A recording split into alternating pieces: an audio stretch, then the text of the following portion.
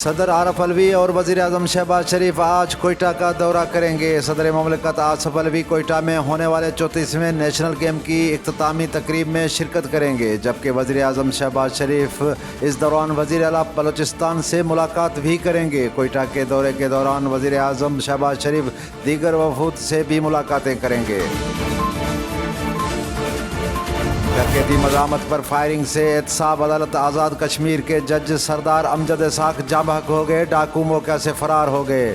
راولپنڈی میں تھانہ روات کی حدود میں واقع نجی ہاؤسنگ سوسائٹی میں فائرنگ کا واقعہ پیش آیا۔ راولپنڈی پولیس نے بتایا کہ ابتدائی تحقیقات کے مطابق 5 ڈاکو گھر میں داخل ہوئے اور مزاحمت پر فائرنگ شروع کر دی۔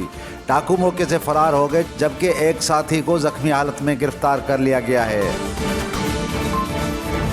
وفاقی وزیر داخلہ رانا ثناءاللہ نے واضح طور پر کہا ہے کہ میاں نواز شریف کی سزا کے خلاف اپیل میں جائیں گے۔ انہوں نے نجی ٹی وی کے پروگرام میں گفتگو کرتے ہوئے کہا کہ میاں نواز شریف کی وطن واپسی ان کی صحت اور الیکشن سے مشروط ہے۔ پاکستان مسلم لیگ نون کے مرکزی رہنما رانا ثناءاللہ نے کہا کہ الیکشن اکتوبر میں ہونے چاہیے اور ہوں گے۔ تھرپارکر کے قریب آسمانی بجلی گرنے سے 6 افراد جاں بحق ہو گئے۔ تھرپارکر کے قریب آسمانی بجلی گرنے سے 6 افراد کی جان چلی گئی۔ ایم ایس سول اسپتال مٹھی کے مطابق آسمانی بجلی گرنے سے 6 افراد زخمی بھی ہوئے۔ دوسری جانب محکمہ موسمیات کی جانب سے پنجاب، خیبر پختونخوا، بالائی سندھ، بلوچستان اور آزاد کشمیر میں بارش کا امکان ظاہر کیا گیا ہے، جبکہ اسلام آباد میں بھی گرج چمک کے ساتھ بارش کا امکان ہے۔ عدم استحکام کے لیے بیرونی اور اندرونی قوتوں میں گٹھ جوڑ بے نقاب ہو چکا۔ Army chief general Syed Asim Munir نے کہا ہے کہ عدم استحکام کے لیے بیرونی اور اندرونی قوتوں میں گٹھ جوڑ بے نقاب ہو چکا۔